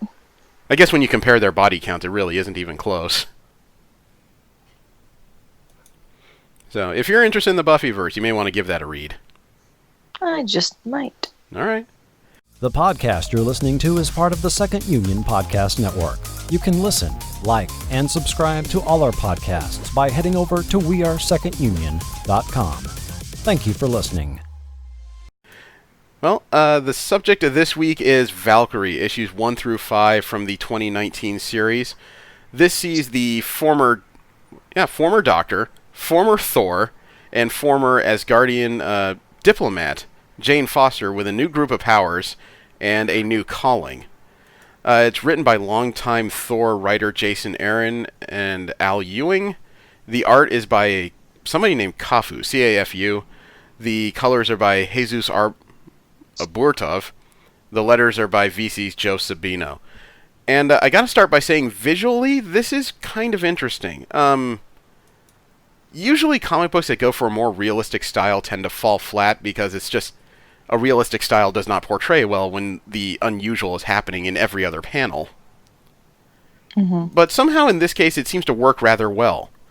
I'm not used to characters being so expressive while still looking like something you could see potentially on at least an animated series or even a TV screen. Right. And the colors, I don't often pick at the colors of a comic book, but the colors were very well chosen here. A lot of the gradients, especially in fabric or draping fabric, were shown via color gradient instead of like sketch detail. Made everything look pretty rich, in my opinion. Yeah, I like the artwork style. Yeah. It flowed well, too. The action wasn't as static as it could have been. Everything jumped really well from panel to panel, and it made everything very fluid, at least in my imagination. Mm-hmm. But the story takes a little bit getting used to. And that's not a nitpick so much, because over 5 issues it was made very clear that Jane Foster has not chosen to be a superhero, nor to be a regular person. She's answered the calling of being a Valkyrie. Mm-hmm. And it's not even so much something that she's chosen to do. It's a mantle that she was given, but has accepted. Right. Just kind of assigned to it. Yeah. And it's also something really unusual, because in the first couple issues, she is trying to superhero. Mm-hmm. But that's not the job she has. I mean, the first couple panels where she's dropping in with a pair of golden wings and is trying to get used to this new thing that's attached to her left arm, known as Undrarn the All-Weapon, a.k.a. the hammer of the ultimate Thor, that was left in the Marvel Universe after Secret Wars, actually. Jeez. This thing's been around longer than it should have been. I wasn't really familiar with the Fast Five going into this, and after this issue, I don't think I'm going to know anything else about them either. Yeah. They came and went really quickly. But the 5 of them trying to rescue or trying to rob a damage control truck. I don't know why, but every time damage control comes up, I think 2 simultaneous things. One, I'm glad they're there because they explain a very critical function of how the Marvel Universe refreshes itself after damage. It's always cool. But then again, I'm also scared whenever they're there because their security is awful. It really is. It's just awful. It seems like anybody who knows anything about damage control schedule can pick up just about anything from one of their trucks. Yep. And in this case, the Fast Five picked up a ton of melee weapons left over from the War of the Realms. And I can't speak for you guys, but I mean, in the first panel where they're picking up those things from the back of the truck, the sword struck out at me almost immediately. It was one of the first melee weapons I'd ever seen reading Marvel Comics. And I'm sure it didn't really stick out to either of you. No. I actually encountered that weapon from a story in Marvel Comics Presents. Boy, that would be a terrible series. Marvel Comics Presents. Nothing. I want to say... I can't remember the name of the character. I want to say it was like the Dragon Slayer or something. But he was a guy who could pull the weapon of any fallen warrior out of a dimensional flap in his cape. And then at one point he pulled this sword out of it, which told him that the Valkyrie must have died in battle at some point he was unaware of. I think he was another defender. And he just didn't know that the defenders had been slaughtered en masse prior to this. So I was very well aware of Dragon Fang, and seeing that thing on the panel was just like, wow, that's important. Mm-hmm. But, yeah, Jane Foster, not because of the new powers of Valkyrie, but because she has experience working with something similar in the powers of Thor, made embarrassingly quick work of the Fast Five. Yes. Who are 5 people in colored armor that doesn't seem to have any real enhancements to it other than rollerblades. It kind of reminded me of Power Ranger crew, but evil. Because, color-coded, and they have really lame catchphrases. If I thought about it in terms of these are the Power Rangers from the recent, 2018 film, it's kind of cathartic. Right? You can go ahead and beat those as much as you want. But the first panel did a good job of showing the range of capabilities of Undrarn the All-Weapon. I mean, it transforms into whatever Jane Foster needs in the moment, and it's reflexive. She comes up with half a thought of what she needs, and the weapon becomes it. Whether it be wings, a mace, a sword, a gloved fist, even. There must be some kind of enhancements in these Fast Five suits. The one named Redline did throw a Prius with 2 people at her. Yeah, and Silver Ghost could go invisible, so I Yeah. imagine some of these have some additional things. Yeah, stealth mode. Yeah, I mean, invisible would probably help, except being a Valkyrie comes with several levels of different visions. Mm-hmm. You know, seeing Ghost was easy. But the fact that all these characters have rollerblades on their feet, to me, they're already at a disadvantage. Yeah, they're all grounded. Yeah. The gold one, you know, they came and went so fast, I didn't even pay attention to their names. Gold Rush, okay. Yeah. Yeah. He was the only one that can... Sorry. No, just his name. I know. Gold Rush. Yeah. Mm. I don't know who made these characters. I can't tell if they were made to be cannon fodder or if somebody was trying something and it just never caught on. Or they're taking the most cliche names and then using them as cannon fodder. Just, you know. I don't know. But he was the only one that got away. He was the one with Dragon Fang, and he was tripped up by someone who was unseen, who stabbed him through the chest with Dragon Fang. Now, considering this is an Asgardian sword, it's already dangerous, but the fact that it's a Valkyrie sword means it's very likely this can pierce just about anything that isn't, you know, on the levels of Odin, Loki, Thor, and things like that. Mm-hmm. I was looking at that, so when I first read this, I was like, I think I know who this is. I didn't try to make guess. it. I didn't try to make a guess. I just kind of let the whole thing play out. But Yeah, it's also obvious that whoever murdered Gold Rush and took the sword is working for someone else. He's on a job. He's not giving jobs. But Valkyrie has a couple human allies. Unfortunately, Jane Foster's boss is not one of them. Foster cannot explain to the current administrator of the hospital she works at, Regina Hagen, where she's going with all of her weird absences. And because Dr. Hagen can't rely on Jane to either give her an answer or explain her schedule, she demotes her down to a morgue assistant. Sad. I like her comment, though. How does Peter Parker do this? Or did she say Spider-Man? I think she said Spider-Man. I don't think most Okay. people are aware of who Peter Parker is anymore. Well, okay. But the guy in charge of the morgue, what's that doctor's name? It's something off the wall. Rudy Gillespie. Gillespie. Dr. Gillespie, yeah. Gillespie. Gillespie is an eccentric.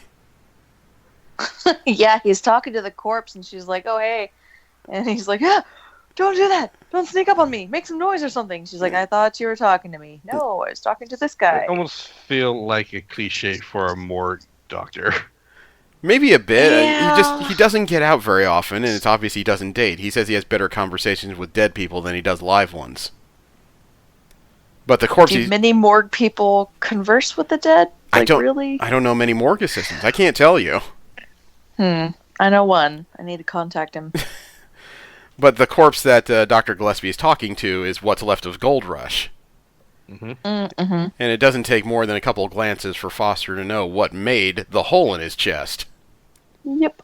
No.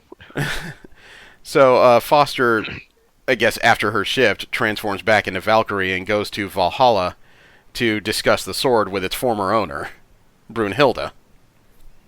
Mm-hmm. And that's something else that struck out to me over the course of these 5 issues, is to find out that Jane Foster and the Valkyrie are not necessarily the same person. Yeah.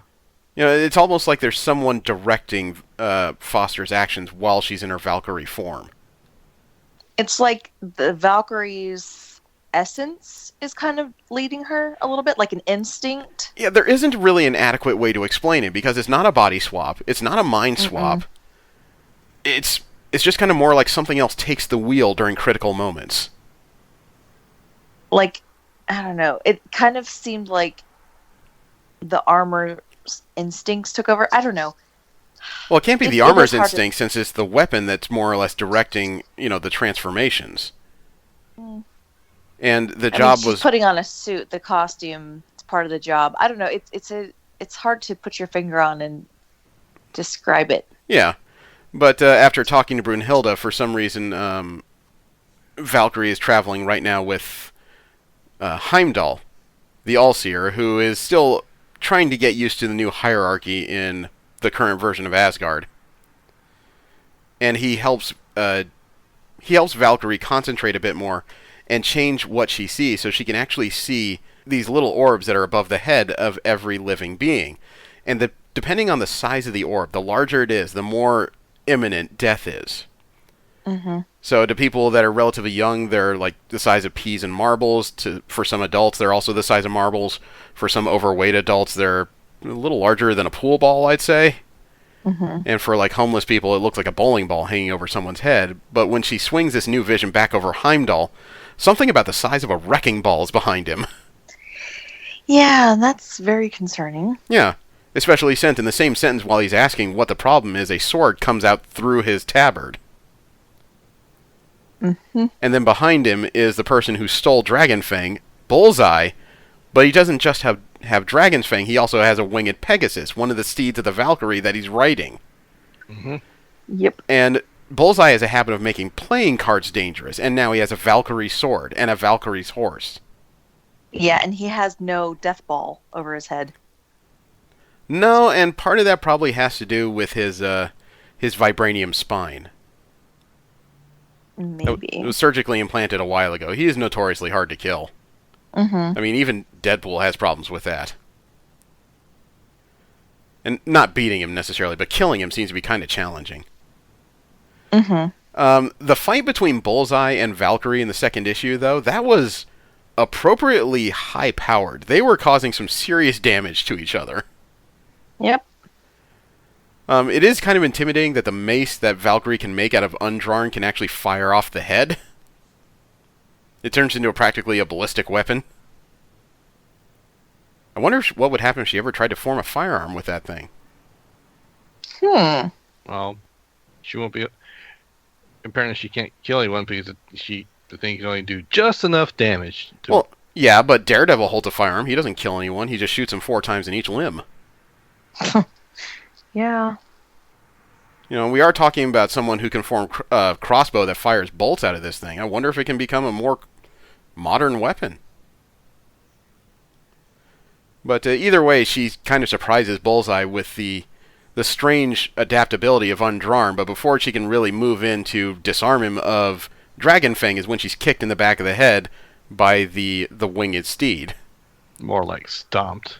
Bad horse. Yeah, and I mean, that was enough for her to be seeing multiples of just about everything. But thankfully, Bullseye is a bit of a talker, and he just had to ask before he's about to kill her if she happened to ever date Daredevil, only because it helps him keep score.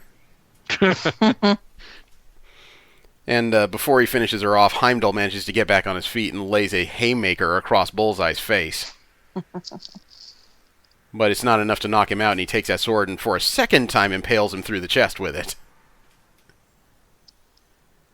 And Valkyrie restrains Bullseye before he can do any more damage. Unfortunately, Heimdall falls off the building. Was kicked off, but yeah. Well, yeah. Bullseye kicked him off, gave Valkyrie a choice: arrest me or save Heimdall.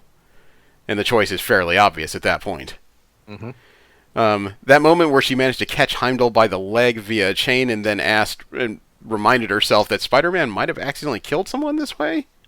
That was a little too soon, but yes. It wasn't too soon, but at least shows that she's thinking three-dimensionally. It's still too soon for me, thank you. Well, you should read the Gwen Stacy miniseries coming out this year. However, Heimdall, or the moment where she's trying to take care of Heimdall, and while he's talking, you notice that the homeless guy with the bowling ball-sized death's head above him, suddenly it grows to the size of a beach ball.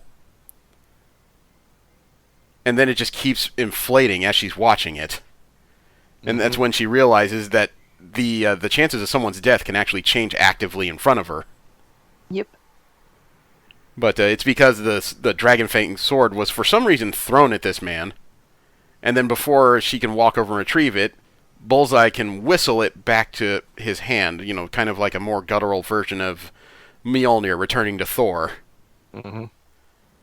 This whole thing is just getting more dangerous by the moment, and Bullseye is getting ready to have a slaughter fest just because he's having this much fun. And it's at this time that Jane Foster realizes that she can either treat the sword as sacred or break it and stop this whole thing cold. Yeah. And she chose the latter, which surprised even Bullseye. I mean, even if I was given that choice, I would struggle a lot with that because that is a legendary weapon. That's something that can actually change the lives of a lot of people, and I don't mean that because it's pointy. Mm-hmm.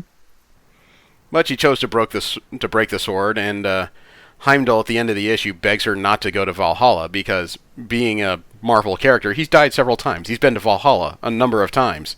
And he's seen it for himself, so... Yeah, and he wants to see something he's never seen before. He wants to be taken beyond the standard afterlives and see something new. Mm-hmm.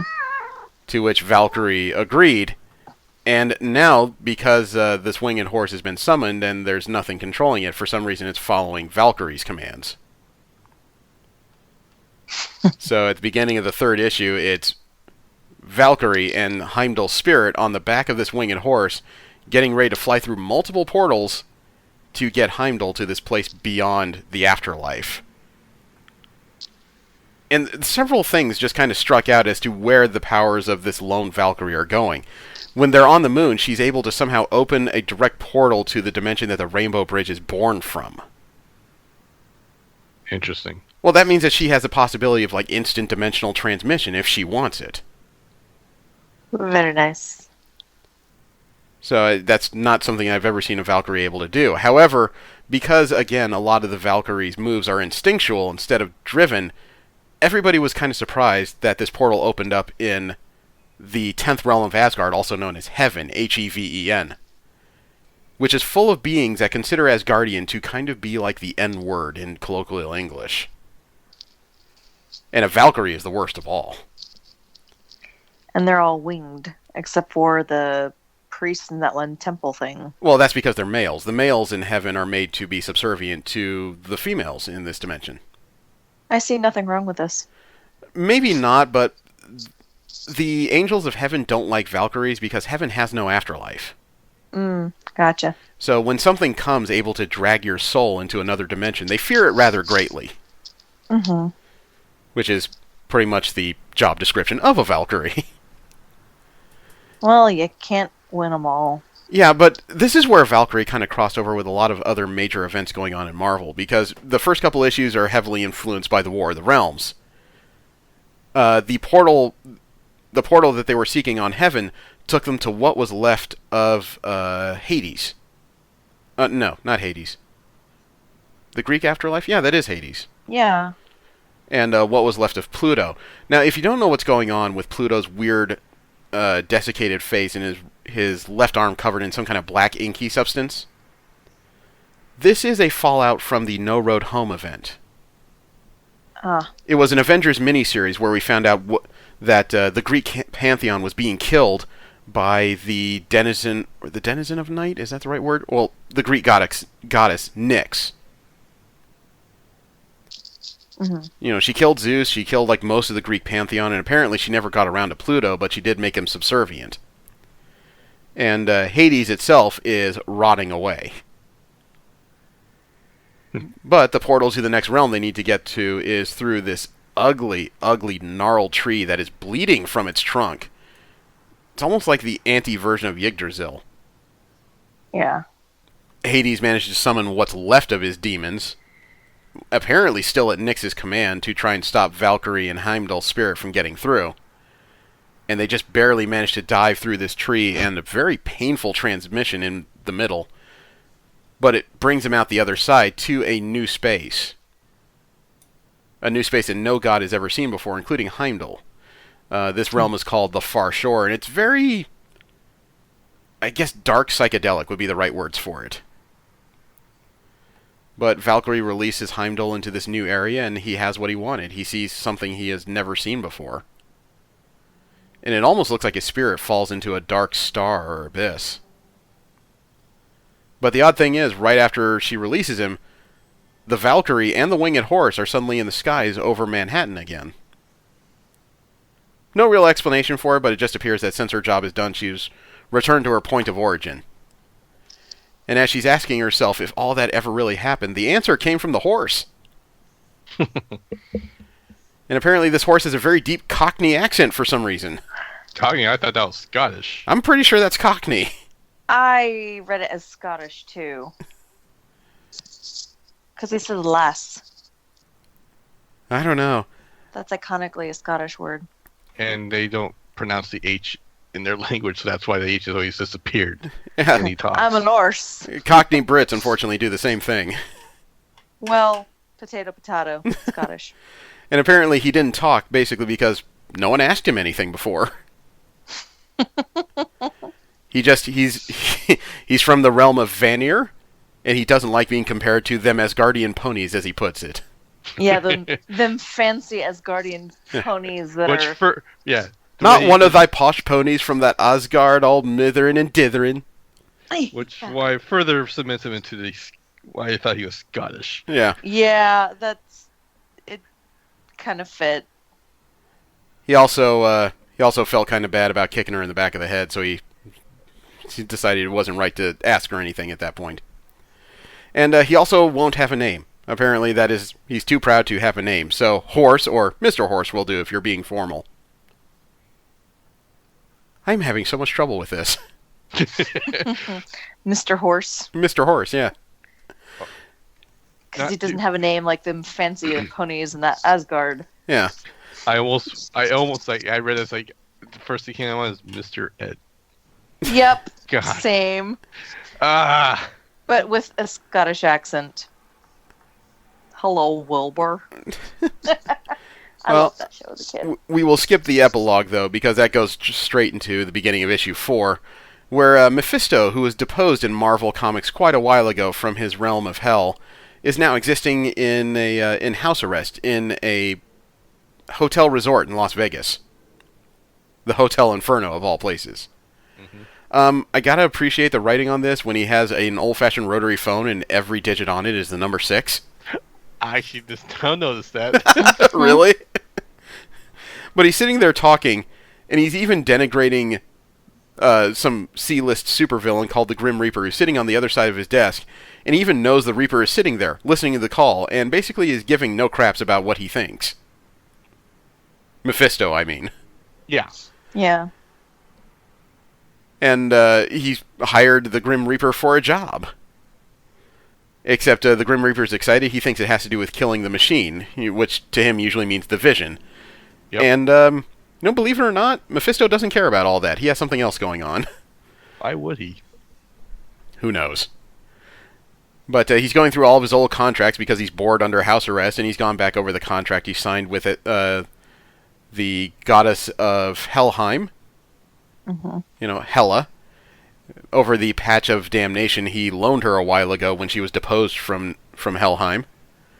And it turns out that there is a clause in the contract that allows him to name a new Valkyrie if his if his Farrier of Souls back to Valhalla is the first one to do it after the Valkyrie are destroyed. Or after Ragnarok, I should say. Meanwhile, back in New York, Jane Foster's friend is trying to deal with this talking horse that's standing in her apartment.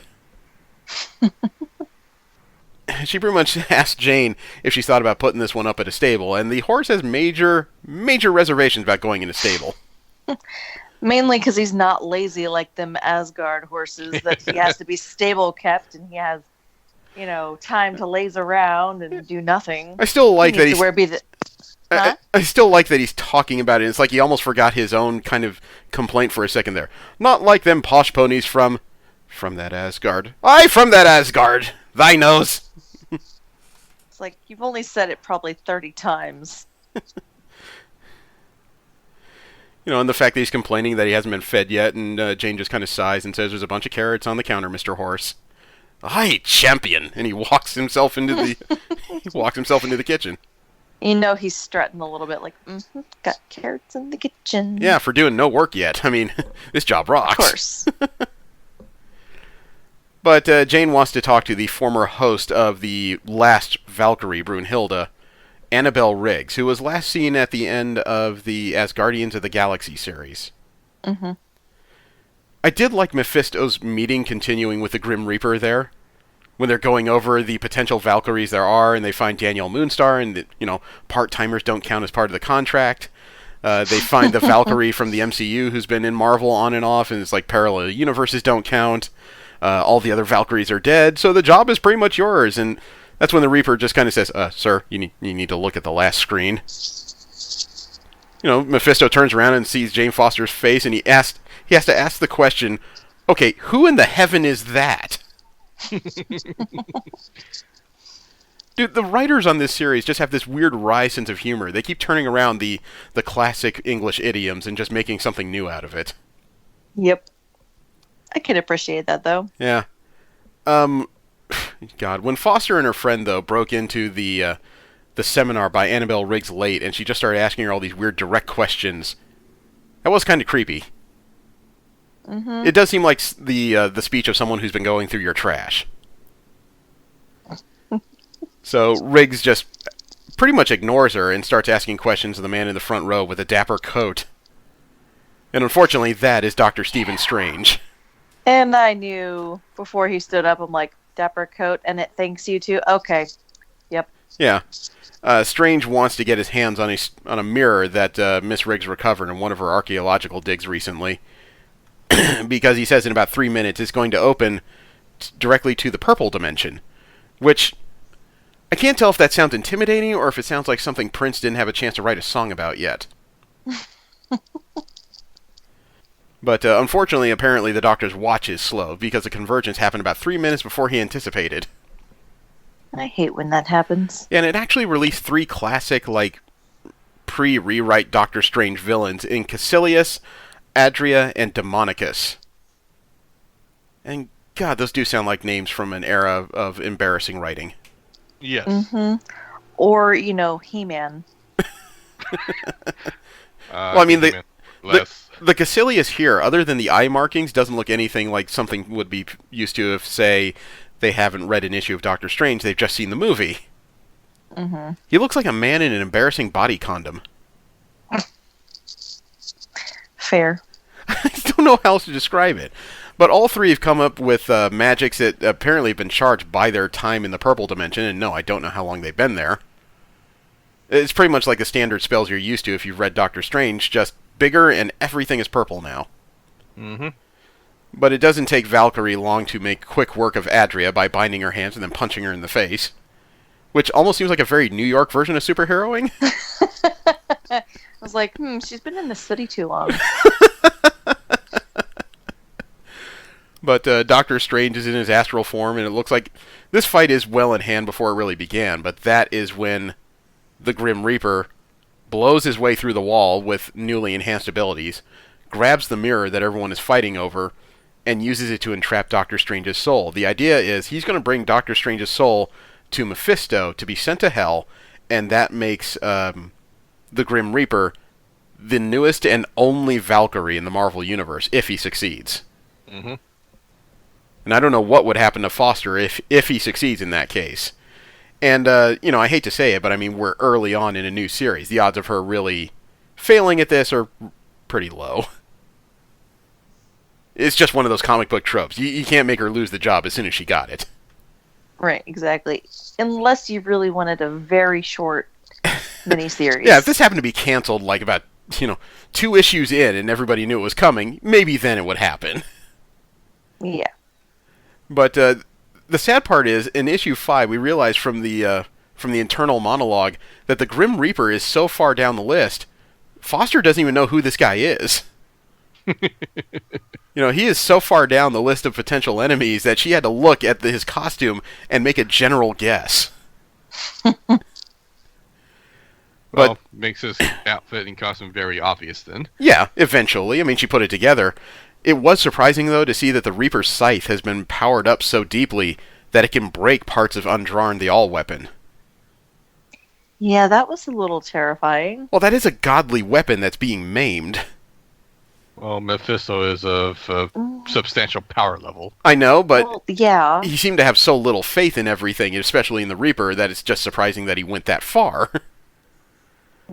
And breaking parts of Undrarn causes Jane the pain equivalent of a migraine in her left hand.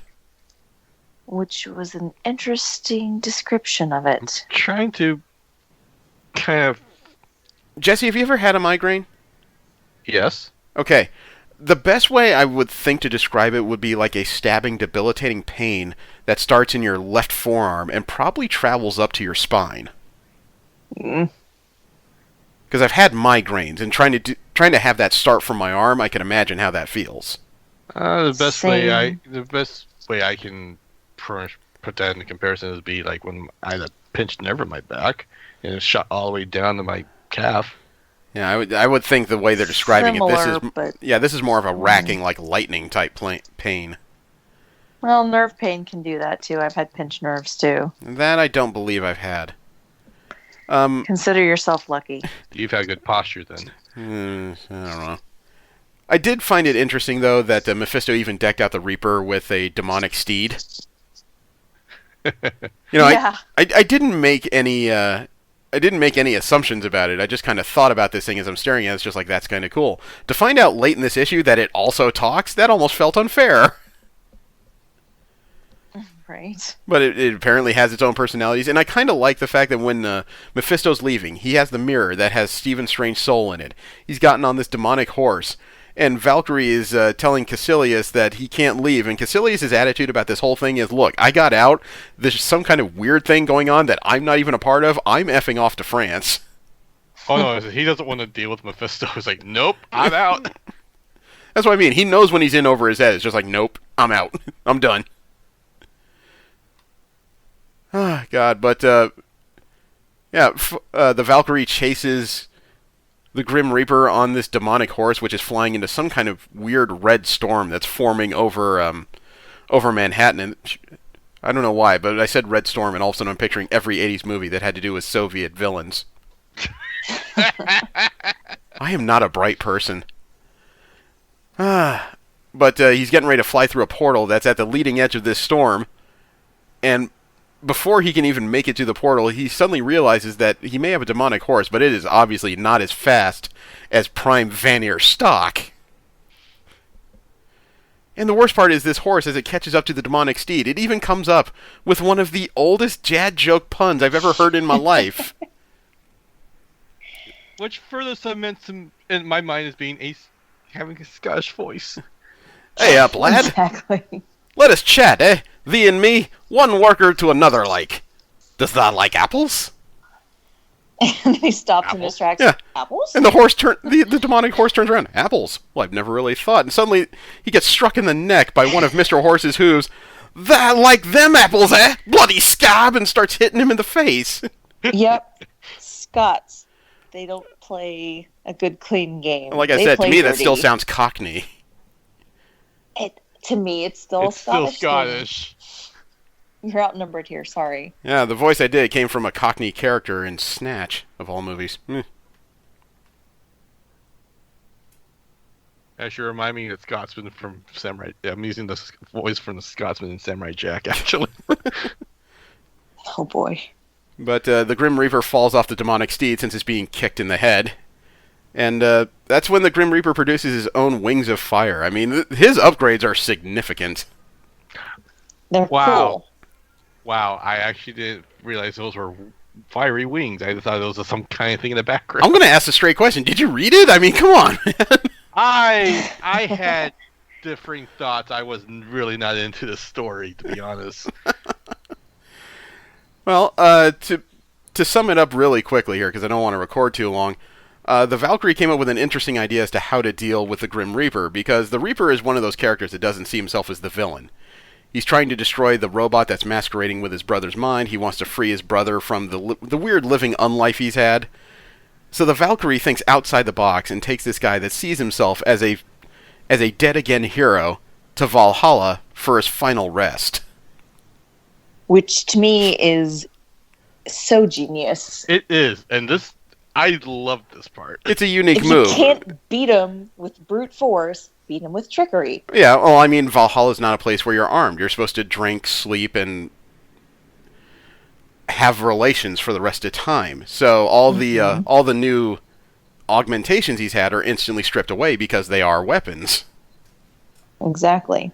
And I love the first person's like trying to help him is Scourge. Scourge the Executioner, a guy who knows what it's like to have a job you don't like, but you still deal with it.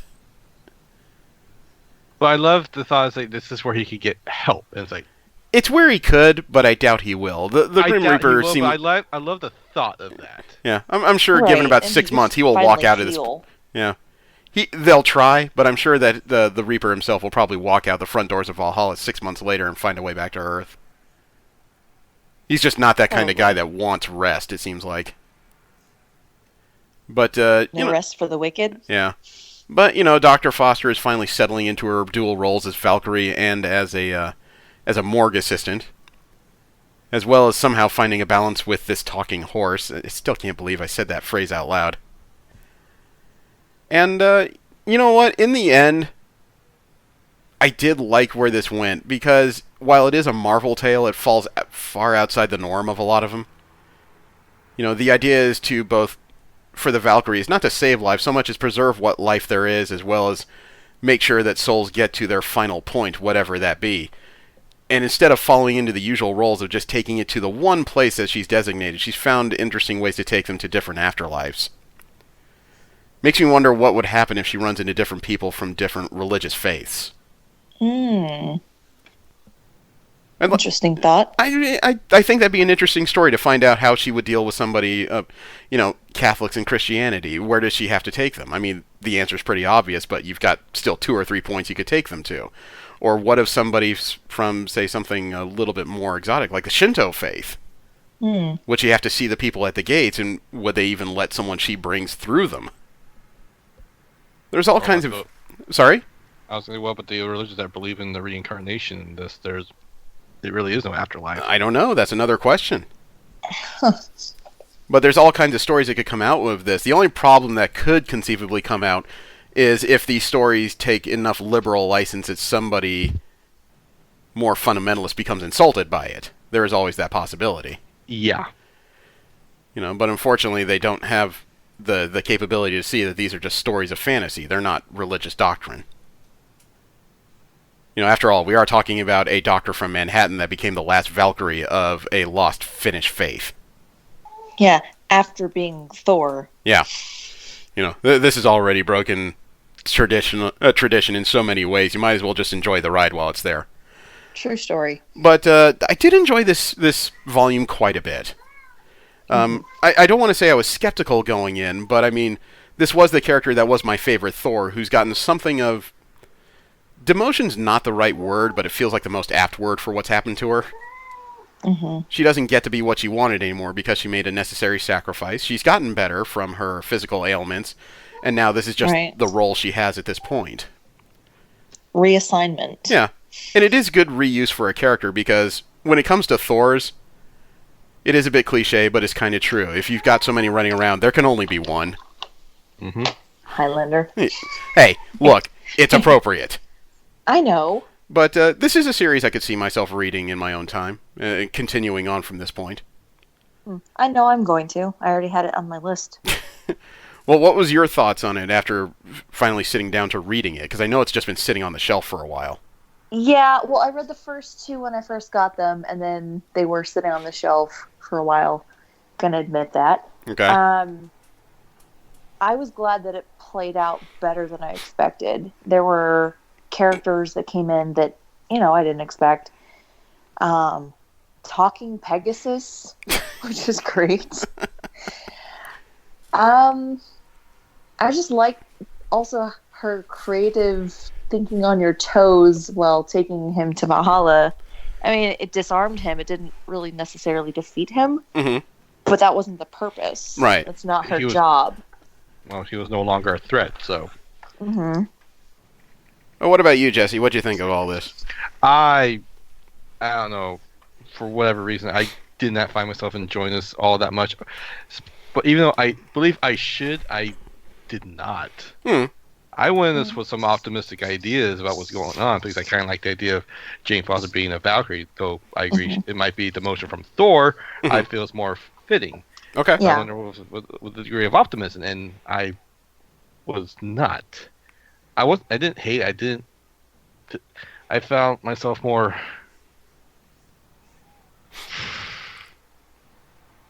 bored. Okay. To each their own. Not every story fits every person. I want to sum it up by saying that I appreciate that because of reading Batman White Knight, I kind of have a different idea as to what superheroes should do.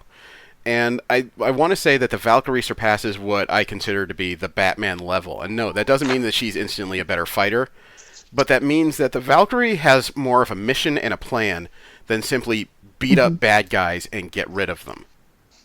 Right. You know, she's more or less concerned with what happens after that time.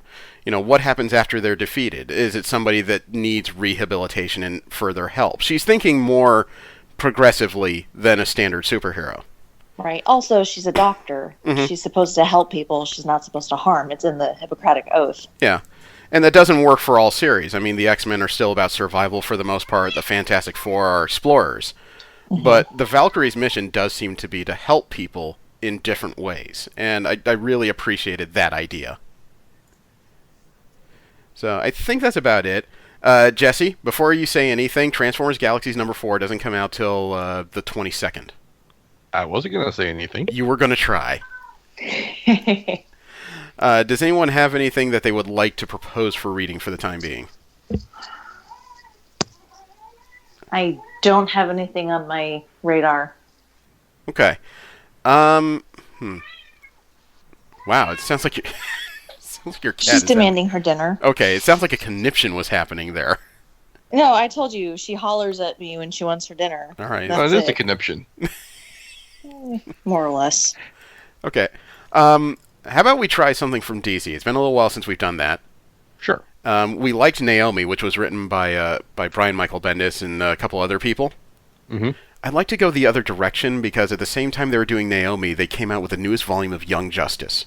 It's not one of those cases where it's something I want to read, but at the same time we should read something relatively new from DC and see where they're going with that. I mean, I would like to read more of the Tom King Batman, except that really seems like a more encompassing story, something that you need to read from beginning to end, and that's 85 issues long. It would take forever to figure out where to jump in at. Yeah. I don't think it's one of those that's very conducive to just jumping in at point. Yeah. I mean, you know, Young Justice is still relatively new, and we can read the first story arc and see if it's something fun. Sure. Okay. All right.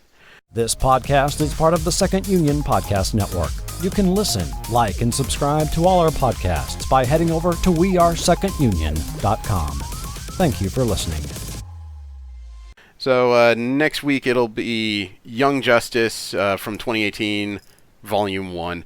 Thank you very much for tuning in. I hope you've had fun, and I hope you'll come back next week. I still enjoy taking a look at everything. It may not be my favorite stuff, but at least I'm learning something new. Yeah. So thanks a bunch. I hope your new year was fun. Have a great one. I am Jeremy. I'm Joanna.